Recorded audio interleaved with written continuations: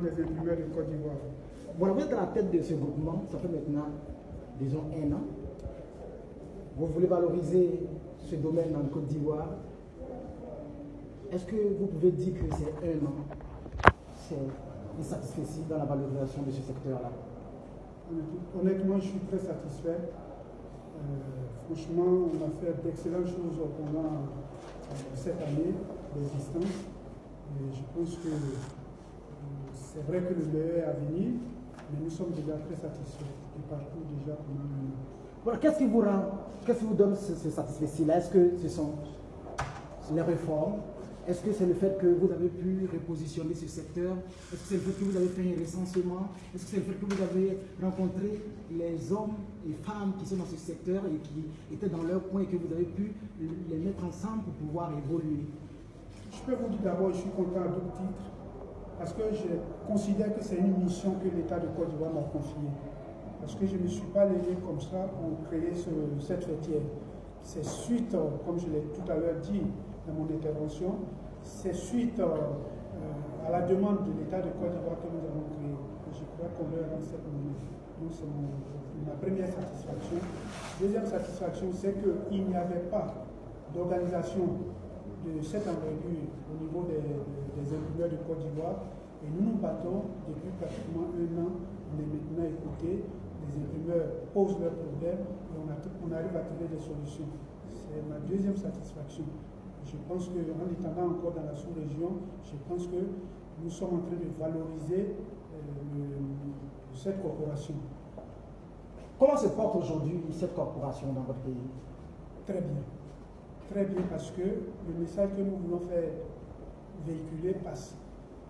Et je pense que quand même, après 1 an d'existence, comme je l'ai tout à l'heure dit, je suis très content de mon équipe et moi, des activités que nous menons. Voilà, on sait que ce secteur-là, quand même, les plus petites imprimeries ont au moins 200 millions de chiffre d'affaires en moyenne par an. Aujourd'hui, quel rôle vous jouez dans l'économie de votre pays? Un rôle primordial. Je dois vous dire que l'imprimerie touche à tous les secteurs. Voilà. Prenez un secteur qui va soulever sa main, son doigt pour dire que je n'ai pas besoin de l'imprimerie. Non, ce n'est pas possible. Voilà. Et dans la recherche des partenariats, dans la recherche des partenaires, j'ai toujours dit, quand je suis en train de parler de l'imprimerie, certains sont étonnés parce qu'on ne comprenait pas comment fonctionnait ce domaine dans le temps. Mais aujourd'hui, chacun arrive. Quand j'ai dit à une personnalité de ce pays que même les morts ont besoin de l'imprimerie, il a commencé à rigoler. Mais pourquoi? Effectivement, tous ces écriteaux qui sont sur les tomes, c'est les imprimeurs. Voilà. Prenez actuellement l'autoroute Mena-Yamoussoukro, essayez de voir, sans un panneau de signalisation, mais vous allez où? Dans quelle destination? Mais c'est les imprimeries. Et puis il faut reconnaître que les billets de banque qui sont à notre portée, que nous recherchons tous les jours, les billets pour lesquels nous ne voyons même pas nos familles, ces billets de banque sont imprimés par une imprimerie. Donc vous voyez que l'imprimerie est le cœur de l'économie et du social dans le monde, partout dans le monde. Ok, absorber le chômage des jeunes, lutter contre l'immigration clandestine, c'est aussi un point phare dans votre programme. Où en est-on aujourd'hui? Justement, nous sommes en train de former pratiquement 500 jeunes actuellement qui sont dans les imprimeries. Et je suis très content en tant que président du mouvement des imprimeurs de Côte d'Ivoire parce que tout simplement, on a l'impression que les jeunes que nous formons, au départ, c'était une cause perdue. Or, aujourd'hui, à les voir avec l'engouement avec lequel ces jeunes apprennent le boulot de l'imprimerie, mais vous êtes satisfait. Moi, j'ai une petite expérience. Je viens de retirer un passeport à un jeune de 18 ans qui s'apprêtait à aller à l'aventure. J'ai posé comme condition qu'il me remette son passeport. Il m'a remis son passeport, ça fait 1 mois aujourd'hui, et je vous dis que ce jeune est en train de piloter une machine d'imprimerie. Quelle satisfaction! Okay, on sait aussi que quand même ce secteur, c'est entre 1000 et 1500 imprimeurs pour le moment que vous avez pu contacter et recenser. Mais la plupart se trouvent à Abidjan. qu'est-ce qu'il faut faire pour décentraliser les choses? C'est bien, il faut former les jeunes, il faut les aider à éviter l'immigration, mais est-ce que les autres villages vont pas encore venir davantage, venir à Abidjan, faire venir ici? Comment on fait? Effectivement, c'est cette politique que je suis en train de mener depuis un certain temps. Il ne suffit pas de former ces jeunes pour le plaisir de les former. Il ne suffit pas de former ces jeunes pour les laisser sur les carreaux. C'est-à-dire quoi? Quand on les forme, il faut les installer. Installer, c'est quoi? C'est-à-dire avoir une imprimerie clé en main. Et sachant bien que la Côte d'Ivoire n'est pas dotée de plusieurs imprimeries à l'intérieur du pays, nous voulons former ces jeunes de sorte à les installer à l'intérieur du pays. C'est pourquoi je suis en train de faire un lobbying national et international pour avoir des bailleurs de fonds et avoir du matériel pour installer ces jeunes. C'est cette politique que nous sommes en train de mener. Et il ne faut pas aussi voir tout simplement la formation de ces jeunes.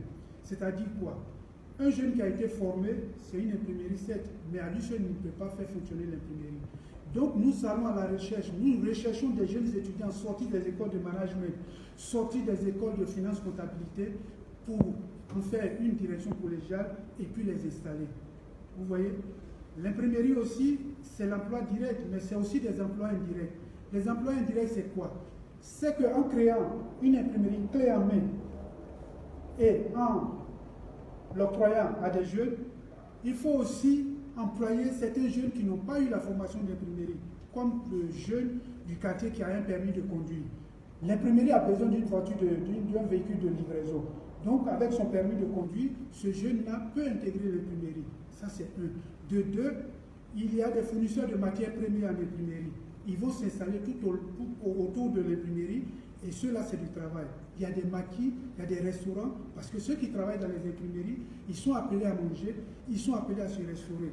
Donc, voilà encore des emplois directs. Il y a aussi les maintenanciers des ordinateurs qui sortent des écoles, des étudiants en maintenance informatique. Mais quand il y a des imprimeries qui sont installées auprès d'eux, mais ces jeunes peuvent aussi créer leur entreprise au service de la maintenance du matériel informatique de ces entreprises. Vous voyez? Et là encore, il y a des grosses machines qui ont besoin de maintenance. Donc il y a des maintenanciers de ces grosses machines qui vont aussi s'installer. Vous voyez, l'un dans l'autre, c'est la création des emplois. Emploi direct, emploi indirect. Mon avant-dernière question, dans tout secteur, il y a des défis. Sur vous, succinctement, quelles sont les difficultés qu'on rencontre? Les difficultés en imprimerie, comme tout autre secteur, il y a d'abord la recherche des marchés, c'est pas facile. C'est pas facile. Il y a aussi le poids des impôts, parce que le plus souvent on se dit, mais sur quoi on se base pour nous imposer?